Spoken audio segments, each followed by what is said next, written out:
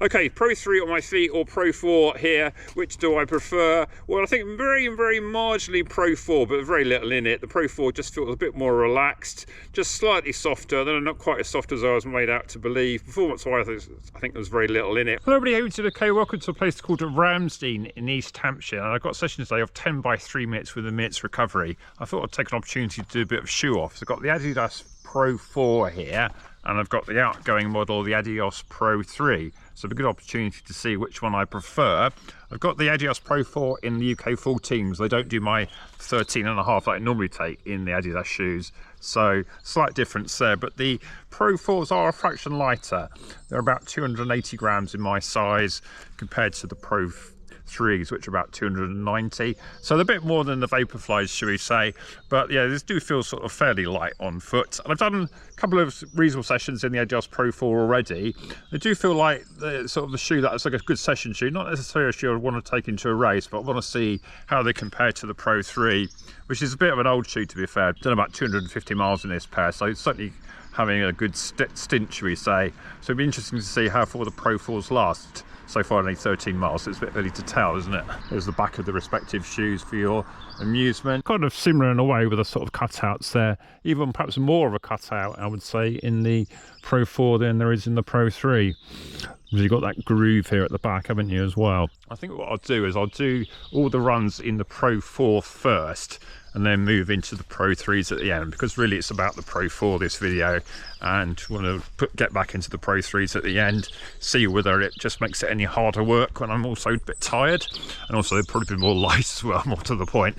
Quite a nice little sort of village this. I've identified a circuit which is about 3/4 of a mile, so I'm hoping I can kind of do 2 reps around it and come back here to change into the other pair of shoes when I get back.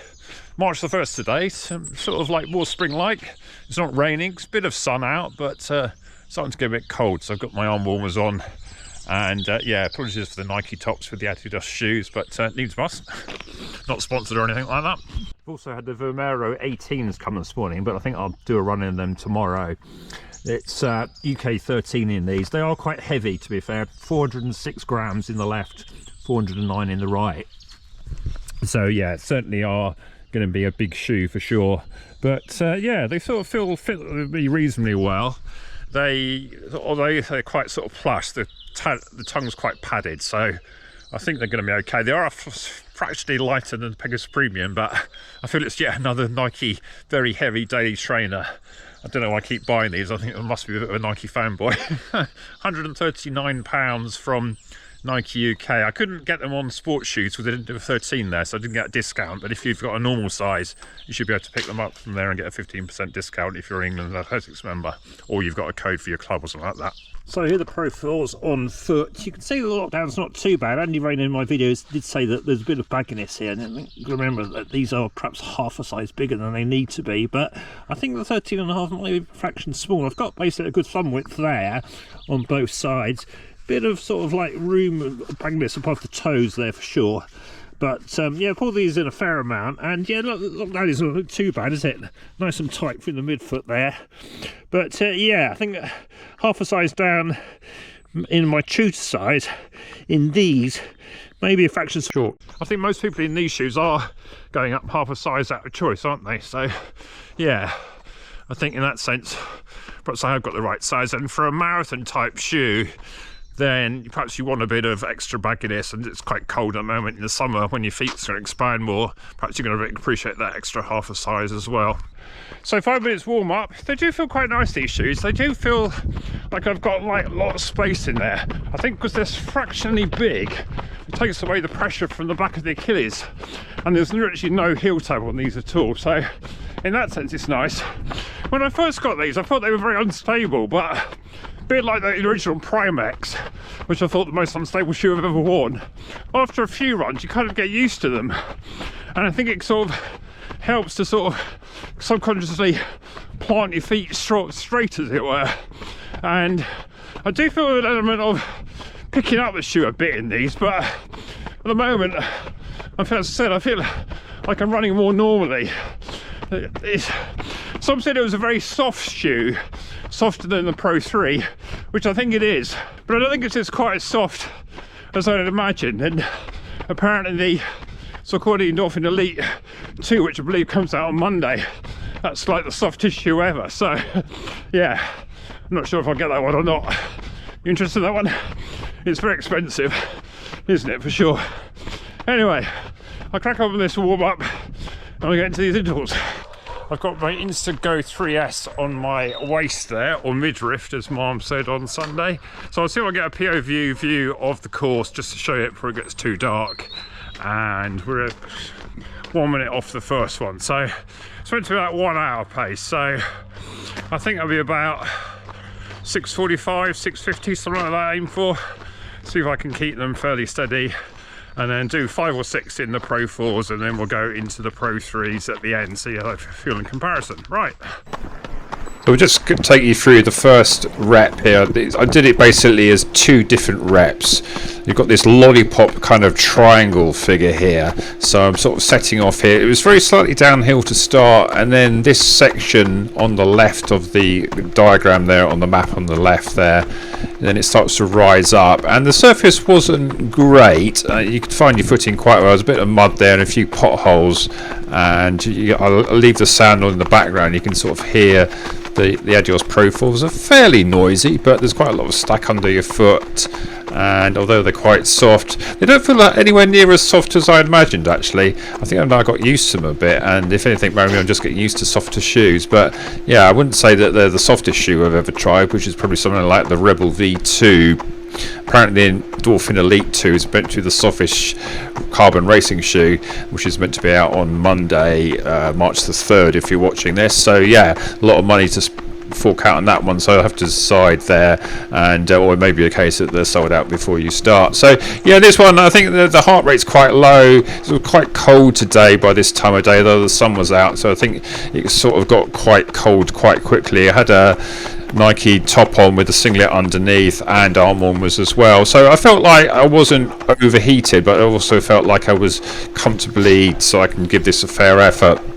And you can see now we're actually going up a hill. Not sure if it's really as high as 8, 10, 11%, although I think this is probably the crest of it here. And the distance here is showing for the overall run, so that included the warm-up. I did a notional 15-minute warm-up, and then we go into the sessions, and it had a 15-minute warm down at the end. Matt gives me the sessions on Training Peaks, so I can download it straight to my Garmin and have the session and all the intervals on there, which is very handy actually. And the only problem is when I want to change shoes, so what I did then is I just stopped the watch in between, and then it wouldn't obviously then run onto the rest, so I effectively had more rest. But then yeah, I had to watch out for the odd car. This was quite a tricky little corner there. I was a bit unsure of my footing, but yeah, the grip on the outsole worked fine. Just a bit of like maybe fraction bit of ice on that corner there. Just have to take it carefully.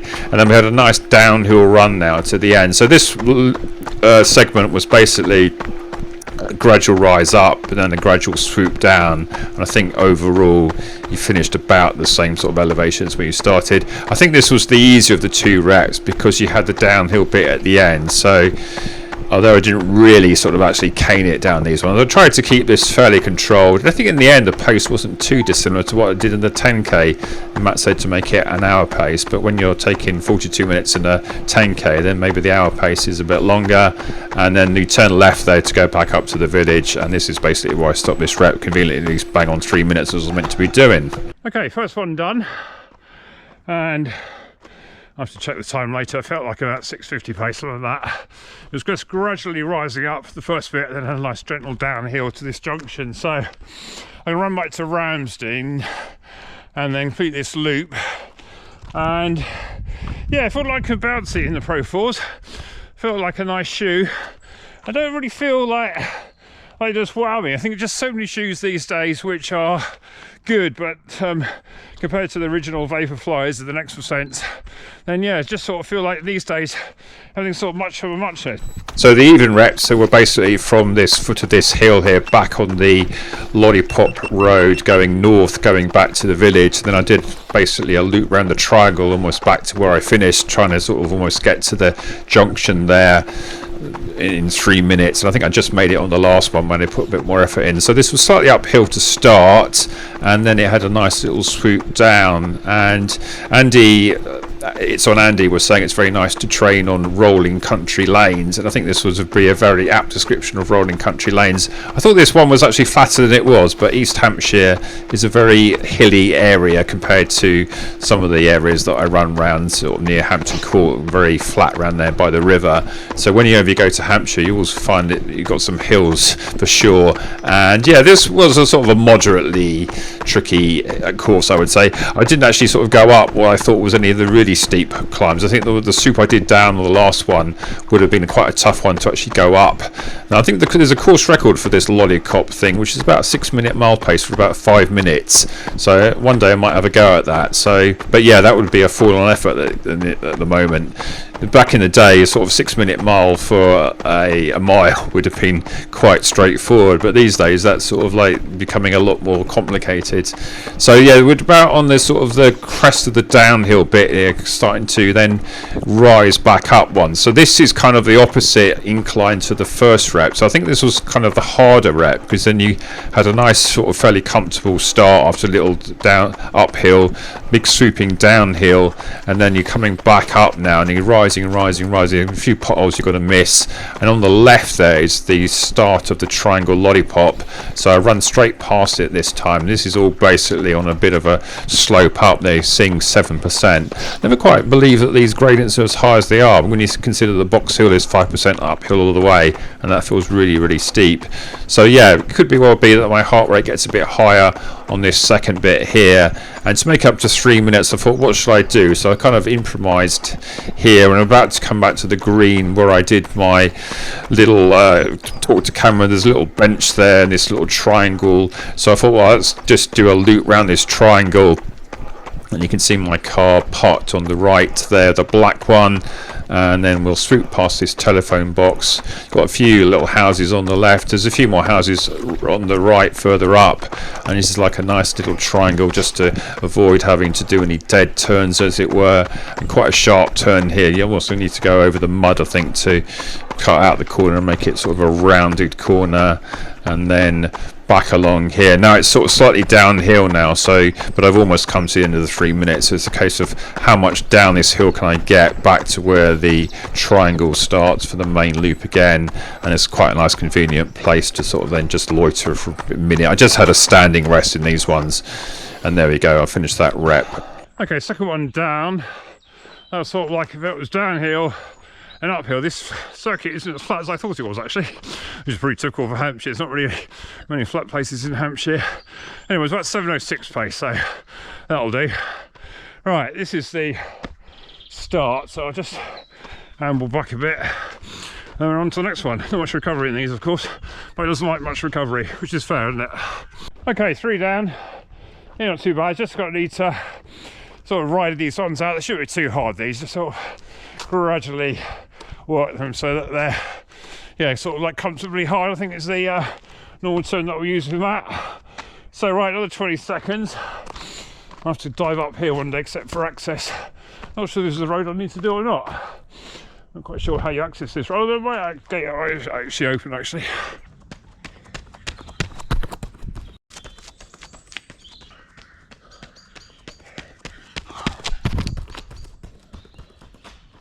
Okay, 6 down. I think I'm going to change my shoes now. Okay, the Pro 3's on. Instantly I feel I got a slightly shorter shoe, which is interesting. And I feel like I'm sort of like the rocker is in a slightly different place, which I think it is anyway, but I just feel like I'm further forward in these. And if anything, it was slightly more relaxed fit in the other one, which kind of made it sort of right for a nicer sort of fast tempo shoe. Where it was out in that race shoe, not sure. Anyway, in these ones, I do actually have a thumb width there as well. I just feel like they're just a bit shorter, and my hands are cold as well, so I struggled a bit to put the laces on, so I've just done the once and threaded them under, so I hope they don't come undone.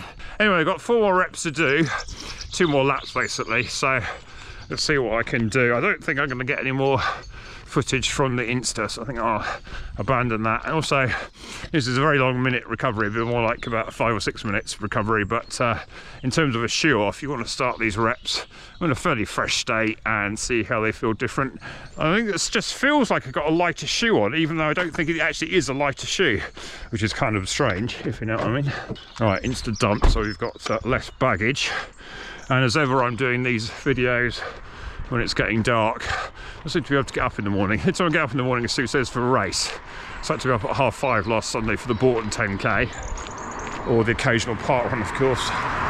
Right, I better restart my watch and jog down to the start to finish these reps off. Okay, the reps are going okay. I think they're about 7-minute mile pace, depending on whether I'm going uphill or downhill. It feels like it's sort of up, then down, then down, then up, then up, then down, all sorts of stuff. But yeah, gently rolling, should we say. I think Andy, it's on Andy, said he likes training on rolling country lanes. I think these would be a very apt description for these ones. Right, let's see how we go then. Okay, they felt, Pro 3s that is, slightly firmer, slightly narrower base. And I could feel my sort of right toe a bit more, so kind of feel like the sizing for length, if anything, on the 14th is more comfortable, just having maybe just a fraction more room. I think that one's probably slightly, very fractionally short of the true size, but I think basically, and I'll look at the heart rate later, next to no difference. I finished that rep pretty much exactly the same place as I did, and I think the one before it in the Pro 4s. Right, onto the 8th rep. I think they're struggling to see me now. It's 8 down. Yeah, I definitely feel like the Pro 3s, if anything, just slightly more nimble. Just the fact that they're slightly narrower. I wouldn't say that on this evidence the Pro 4 is better. I think this is a bit different. You just want a slightly more relaxed feel in the upper. The upper is definitely better in terms of, in the Pro 4 that is, because it's easy to get on. Although this isn't too bad once they're more than 5 feet. Right, last 2 set of reps then.